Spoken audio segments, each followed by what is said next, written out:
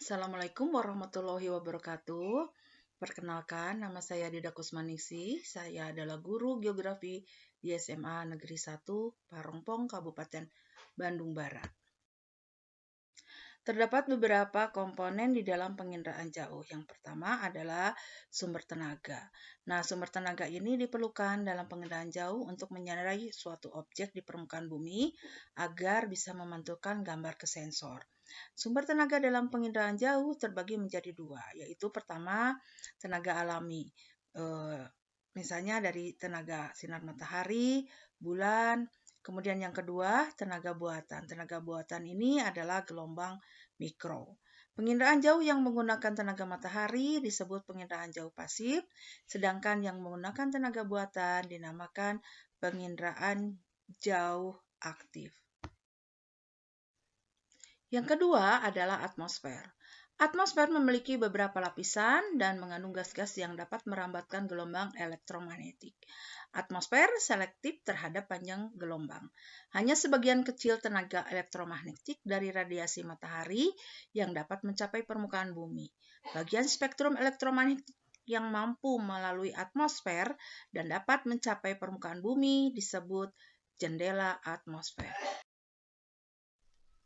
Yang ketiga adalah objek. Objek adalah sasaran yang akan direkam dalam proses penginderaan jauh.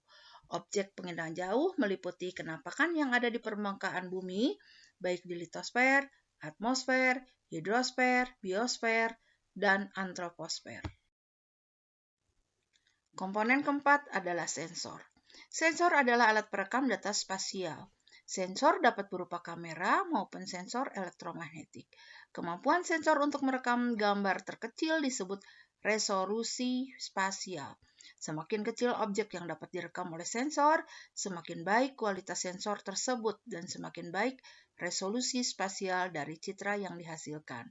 Jika pemotretan dilakukan dengan menggunakan pesawat udara, disebut foto udara, sedangkan jika menggunakan satelit disebut foto satelit.